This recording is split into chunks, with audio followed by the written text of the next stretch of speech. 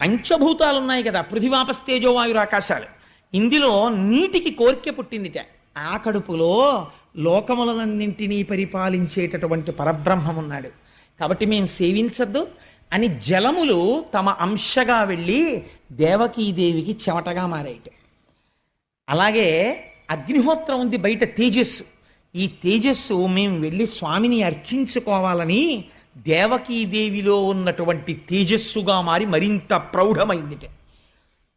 గాలి మేము ఈశ్వరుణ్ణి సేవించాలి కదా అని బాగా లోపలికి వెళ్ళి కృష్ణ పరమాత్మకి తగిలి నమస్కరించి విట్టూర్పుగా పైకొచ్చిందిట.